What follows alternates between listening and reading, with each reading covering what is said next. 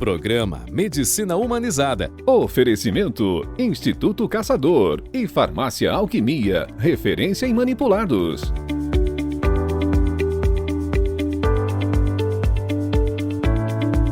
Olá pessoal, continuamos a nossa conversa, a nossa discussão sobre essa doença seríssima que é a obesidade.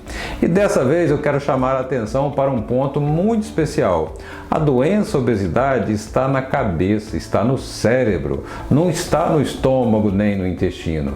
Então a gente precisa entender isso e para isso hoje eu tenho convidados que entendem muito bem desse assunto. Vou chamar inicialmente Dr. Pedro de Almeida Casador, neurologista. Dr. Pedro, por favor, explica pra gente qual a influência do cérebro na obesidade. Olá, obrigado Dr. Pedro, obrigado aos telespectadores. É um prazer estar participando mais uma vez aqui do programa e vamos lá. Não é exagero nenhum, né? Na verdade, a gente dizer que a obesidade ela é uma doença do cérebro, né? O nosso cérebro, ele é quem controla a nossa fome, a nossa satisfação, ele que controla quando a gente está nervoso, se a gente vai descontar isso na comida. Então é justamente as substâncias que são produzidas no cérebro e que o cérebro estimula a produção delas que vão dizer se a pessoa vai comer e se ela vai engordar. Inclusive, a multiplicação das células de gordura, que são os adipócitos, acontecem justamente por um estímulo que começa lá no nosso cérebro. Doutor Pedro, entendemos qual a influência do cérebro na obesidade. Agora explica pra gente, e o contrário, a obesidade, o que é que ela causa no cérebro? A obesidade, ela é uma doença inflamatória e ela não inflama só os nossos tecidos gordurosos, nosso fígado, não, inflama o nosso corpo todo, inclusive o nosso cérebro. Então essa inflamação é que vai dificultar a produção de algumas substâncias como a serotonina, que é um neurotransmissor que dá felicidade, que dá satisfação, a noradrenalina, a dopamina, né? Então a inflamação no cérebro vai causar um prejuízo em todas essas substâncias. E uma coisa muito interessante que saiu um artigo de 2019, publicado numa revista bem conhecida da neurologia, que é a Neurology, né?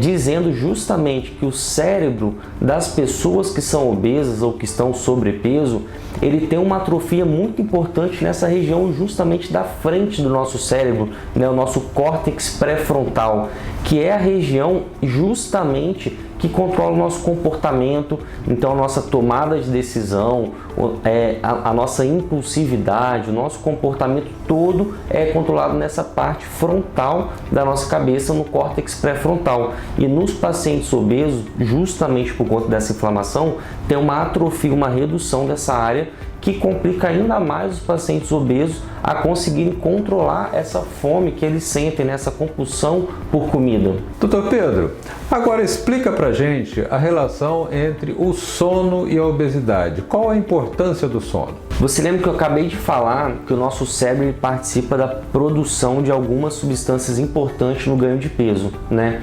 E essas substâncias, elas são liberadas ou elas são inibidas justamente na nossa fase do sono. Então o sono, ele não serve só para descansar o nosso cérebro, é justamente nesse momento que a gente está dormindo que acontece a produção da substância grelina, da produção da leptina, que são as substâncias que vão gerar tanto a satisfação quanto a fome. Então, durante o sono, se a gente tem uma noite de sono mal dormida, a gente acaba liberando muita grelina, que é a substância que ela dá fome, e a gente reduz a produção de leptina, que é aquela substância que dá a saciedade. Então, se a gente tem mais fome e sente menos saciedade, quando a gente acorda de manhã, depois de uma noite de sono mal dormido, a gente acaba comendo mais do que a gente comeria normalmente. Então isso é só um exemplo de como o sono ele é importante para esse processo do emagrecimento. Doutor Pedro, conhecendo então a importância do cérebro e a maneira como ele interage com a obesidade, a importância da mente, do sono na obesidade, é possível traçar uma estratégia para combater? Como traçar essa estratégia para combater a obesidade? Essa é a perguntinha de ouro, né? A gente tem que entender como que o nosso cérebro atrapalha a gente para a gente conseguir traçar a melhor estratégia. Então a primeira coisa é a gente entender o nosso comportamento, o nosso padrão alimentar. né? Então a gente sabe que existem alguns padrões alimentares e todo mundo tem um padrão principal que a gente faz durante mais dias, tá? Então existe o padrão que ele é o beliscador, aquela pessoa que come várias vezes durante o dia. Existe o padrão que é o hiperfágico prandial, aquela pessoa que come um prato enorme no almoço e na janta e não fica beliscando ao longo do dia.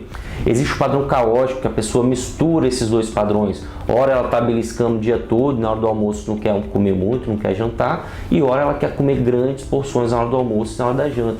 Existem vários padrões, existe o padrão compulsivo, o padrão do hábito noturno, o padrão requintado. Então a gente entendendo qual é o nosso padrão, nós vamos entender onde nós erramos e a partir daí a gente consegue traçar a melhor estratégia para a gente melhorar a nossa alimentação. Então se você é aquela pessoa beliscadora que come várias porções ao longo do dia, você precisa traçar estratégias para não ter essas comidas de fácil acesso durante o dia e você conseguir fazer uma refeição com uma boa quantidade calórica, uma boa quantidade de nutrientes e não ficar distribuindo isso ao longo do dia. Quando a gente faz isso, a gente tem uma tendência a comer muitas coisas calóricas e quando a gente soma ao longo do dia, a gente não tem noção da quantidade de caloria que a gente comeu daquela forma. Por um outro lado, se você é um hiperfágico prandial, você não toma café da manhã, não toma café da tarde, mas você na hora do almoço come uma quantidade absurda, você acaba exagerando. E aí que está o seu problema, meu amigo. Então, entendendo qual é o seu comportamento alimentar, qual é o seu padrão alimentar, você vai conseguir saber exatamente a estratégia a seguir para fazer uma boa alimentação. Doutor Pedro, muito obrigado pela sua participação. Agora deu realmente para a gente entender que obesidade é uma doença que está na cabeça, no cérebro, que todos nós temos um comportamento e precisamos dar um jeito, combater esse comportamento alimentar que está levando a gente para a obesidade. Para isso, no próximo bloco, eu vou entrevistar, nós vamos conhecer aqui as opiniões, o posicionamento de doutora Thalita de Almeida Casador Zóboli, cardiologista, mas que entende muito de medicina do estilo de vida e de mudanças de hábitos. Vai falar para a gente um pouquinho sobre alimentação consciente. Já ouviu falar nisso? É no próximo bloco.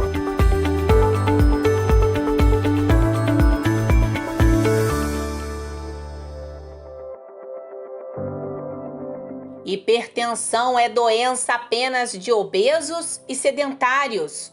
Mito ou verdade?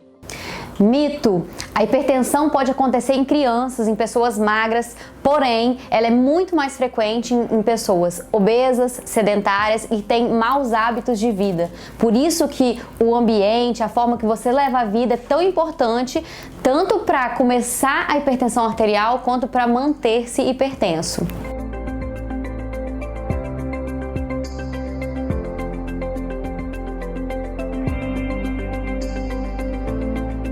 Estou de volta para continuar a nossa conversa sobre obesidade.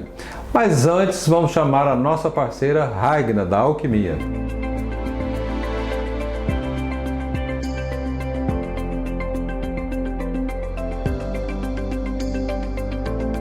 Você já conhece o Alquigloss? Não?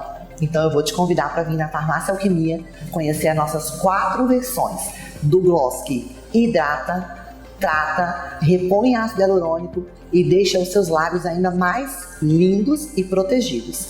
Além de ter uma embalagem super diferenciada, com um brilhinho que a gente adora.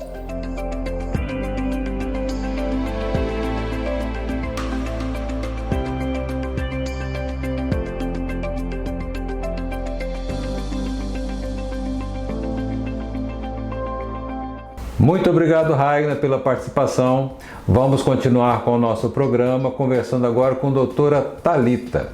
Doutora Thalita, explique pra gente como que é essa alimentação consciente. Como é que nós conseguimos usar a mente para poder controlar a obesidade? Obrigada mais uma vez pelo convite. E já que estamos aqui conversando sobre comportamento alimentar, padrões alimentares, eu te convido a falar sobre um tema que talvez você aí nunca ouviu falar, que é sobre alimentação consciente. Você já ouviu falar sobre alimentação consciente? Bom, às vezes você está num lugar e você pensa, nossa, que vontade de comer. Mas espera lá, é uma fome ou é uma vontade de comer? É uma fomezinha ou eu vou comer com os olhos? Eu estou realmente com vontade de comer? Então, algumas reflexões que a gente pode fazer a partir desses momentos nos tornam mais conscientes do que a gente vai se alimentar. Isso, alimentação consciente, vem do inglês um nome chamado Mindful Eating. O Mindful Eating, ou Mindfulness, ele vem de uma palavra que significa mente plena, uma atenção plena no presente. E é isso que eu queria convidar vocês aqui hoje. Eu vou conversando com vocês, te mostrando que a sua alimentação que você vai ter a partir de agora, ela pode se tornar mais consciente. Como? Você tem um prato de comida na sua frente. Você olha para ele e fala: eu tô com vontade de comer, estou com fome. Começa por aí. E a partir daí você percebe que esse prato que está ali, ele tem cores, ele tem sabores, ele tem cheiro, tem os 5 sentidos. Então explore esses 5 sentidos. Você tem uma música ambiente, você tem uma cadeira confortável. Aí já vai outra dica: não coma na frente da televisão, porque na frente da televisão você está distraído, você não está com atenção no presente. Então você, sentado numa cadeira, num momento calmo, faça respirações profundas, olhe para aquele prato com prazer. A comida está ali para te nutrir, para te dar prazer. Então, a partir desse momento, você começa a levar o alimento até a sua boca. Quando o alimento preenche a sua boca, mastigue devagar. Quando a gente mastiga devagar, a gente sente mais sabor à comida, porque são nesses milésimos de segundos que a gente realmente está saboreando aquele alimento que a gente escolheu. Então, vamos caprichar, alimente devagar, mastigue devagar. Depois que aquela mastigação que você engole acabou, você não sente mais o sabor. E outro detalhe, quando você come devagar, você também ativa vias neuronais, hormônios que te ajudam a entender sobre a sua saciedade. Às vezes o nosso cérebro demora 20 até 30 minutos para entender se a gente realmente está satisfeito. E se você come menos de 20 minutos, não dá tempo nem de você perceber se aquela montanha de comida que você colocou no prato era o que você realmente precisava. Na grande maioria das vezes não era o que você precisava. Então, algumas dicas. Outra dica interessante: depois que você coloca a comida na boca, saboreie a comida, coloque pouca comida, perceba, deixe o seu garfo, sua faca no prato, solte as mãos, não coma em cima do prato o tempo todo. Isso tudo faz parte da atenção plena.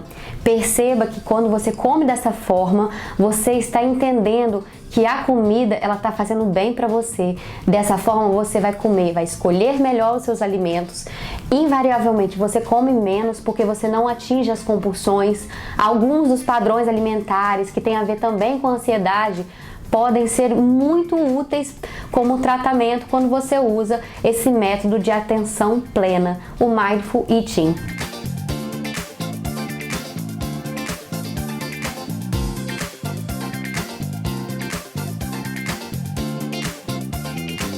A alimentação pode fazer o intestino funcionar melhor. Mito ou verdade? É claro que sim. Comida de verdade, fresca, natural, verduras, folhas, alface, taioba, couve, quiabo, jiló, pimentão, tudo que tem fibra, tá? É natural, é saudável, hidrata e além disso vai fazer o seu intestino funcionar igual um reloginho.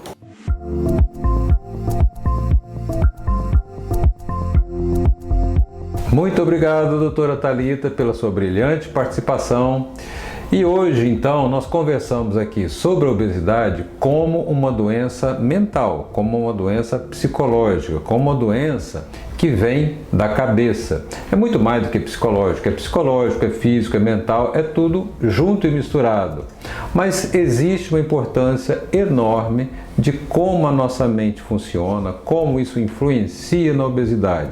Dr. Pedro deixou isso muito claro, doutora Thalita reforçou os ensinamentos e colocou um jeito prático de lidar com a situação.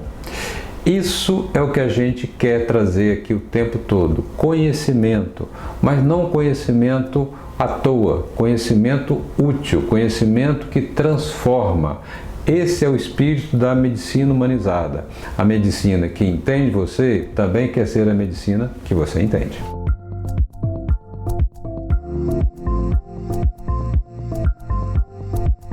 Programa Medicina Humanizada. Oferecimento: Instituto Caçador e Farmácia Alquimia, referência em manipulados.